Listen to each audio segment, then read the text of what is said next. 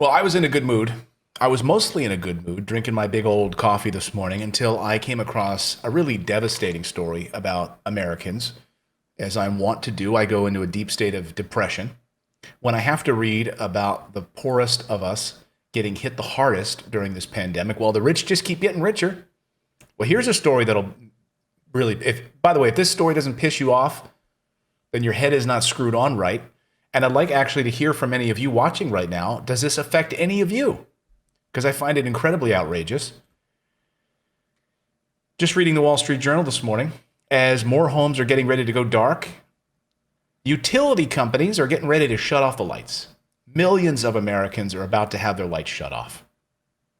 Many states had laws in place that prevented utility companies from disconnecting people who were not paid up during the pandemic. But guess what? Those laws are expiring soon. Look at this family. This family described in the article just waiting. They're trying to do school at home schooling right now, and they're just waiting to find out whether or not they're going to have their lights shut off in this. I mean, imagine that. This family is trying to work from home right now, trying to get their schooling done, and they don't know because they haven't been able to work. They have no money if these electric bills, if their utilities are going to be shut off. That includes power, heat, water, gas.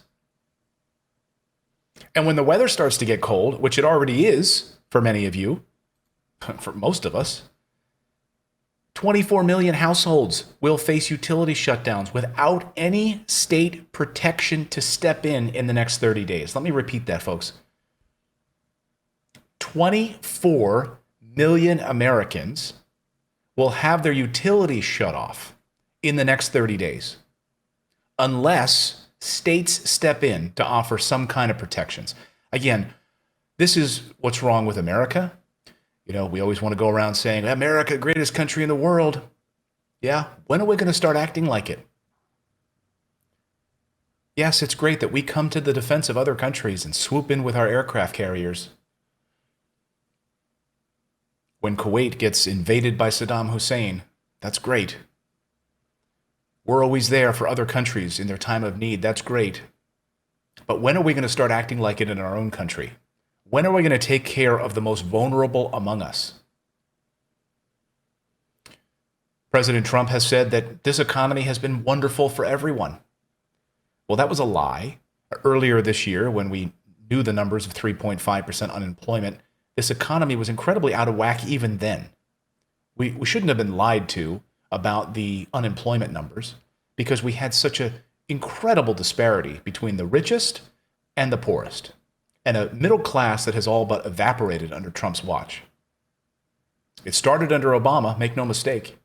That's why both parties are corrupt. That's why both parties had a chance to do something about this. They didn't. It's only gotten worse. And now this, we have no national leadership on this. President Trump wants to come out and say, no one will have their utilities shut off in this country during a pandemic. Other countries have done that. Europe has done that. Other parts of the world have done that. No one's going to have their utilities shut off in a pandemic. But here we are. 24 million Americans. You know, it's sad. Like, nonprofits have stepped in right now to try to help these consumers. Like, look at this little boy. Here's a 6-year-old little boy. And his mom says, I don't know when they're going to turn it off, his mom says. Just in North Carolina, as the story points out, over 1 million out of 8 million electricity customers had accounts 30 days or more overdue at the end of July. That's up 30% from last year. Up 30%. Some utility companies voluntarily have been doing the good thing here and agreeing not to shut them off. But utility companies cannot stop shutdowns forever. So many threaten that keeping the lights on for non-payers right now would increase costs for the paying customers. Again, stimulus.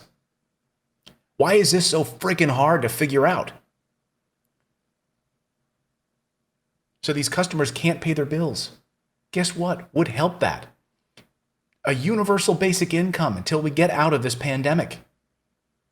We can keep lining defense contractors' pockets. But this little boy has to sit there and wonder, or his mom has to wonder if the lights are going to be on? Can you imagine families having to be huddled up in blankets while they're trying to do homeschooling, virtual schooling? And how the hell are they going to do virtual schooling with no friggin' internet? Fly, get the hell out of my face.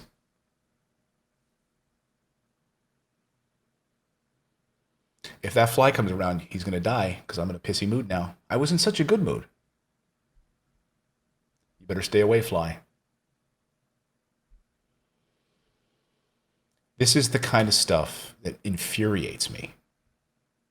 You know, I'm not like, I don't get angry very often. My wife can attest to that. Like, my kids will joke around that they don't ever see dad have like mood swings. Like, I'm just kind of like this. But occasionally my wife will hear me go, "What the?" This is the kind of stuff that makes my blood boil. And it gives me chills. It makes me so mad. In California, Illinois, Massachusetts, utilities companies are also barred right now from reconnection fees. Great. But again, why is this 3 blue states?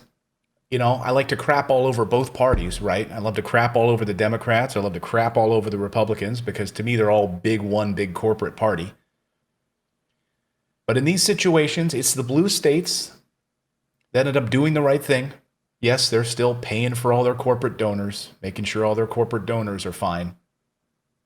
But in the end, at least it's California blue state, Illinois blue state, Massachusetts bluest of the blue, are saying utility companies cannot charge reconnection fees, which are ridiculous. What are you reconnecting? You literally at the office pressed a button in your computer and my electricity goes off. You didn't have to do a damn thing. You didn't have to send anybody out to the house. They're not coming out with scissors, cutting a wire. Just turning it off. Then, yeah, they can come out to the box and put the little key in there and do whatever they got to do. Great. You're making billions of dollars.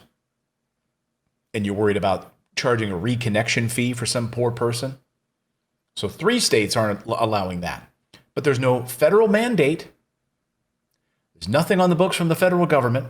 There's no leadership from this White House on these types of issues. Rental assistance, utility bills being shut off, or utilities being shut off as we enter the cold months now. I mean, in many parts of the country, it's already, I'm sure, let me know in the chat right now, how many of you are experiencing freezing nights already? I mean, I saw, a week ago, like in Pennsylvania, it was 100 degrees or 85 degrees, and next day it was freezing. Colorado, Denver, we've already seen, we went from 100 degrees to snow. Montana, where I used to live, in Helena, Montana, beginning of September. It's already at freezing overnight. So kids not being able to sleep. I mean, imagine this, not on top of a pandemic, heat is being shut off. And people could potentially die of the cold in their own home. And this is America. This is why we absolutely need a stimulus plan. This is why we absolutely need leadership at the White House. We need a national mandate on many of these things. And I'll tell you in just a minute why I think we may be heading for another lockdown in the United States. And I'm going to go through the data, which is scary. That's coming up here on the show in just a few minutes. Because we have no national leadership. We're the United States of America, and all of these states have a different plan. All these municipalities have a different plan. Outrageous. Let me know in the chat what you think about this. Smash that like button and subscribe to our channel. This is one of the only channels you're going to see where we're telling you the truth. The mainstream media is not going to tell you these stories. So thank you so much for subscribing to the channel and being a part of our great community here. By the way, we have our daily morning newsletter. How many of you are subscribed? It's totally free. So you can get deeper. I really feel like this is the director's track of what we're able to cover in the morning on our morning newsletter. So you can read it over your cup of coffee, your vat of coffee, like I'm drinking my iced coffee. Just go to morninginvest.com. It's totally free to subscribe. We've got thousands of you watching right now. How about all 5,000 of you? Come on over right now and subscribe to our newsletter. It'll be delivered to your inbox first thing in the morning. So thank you for that.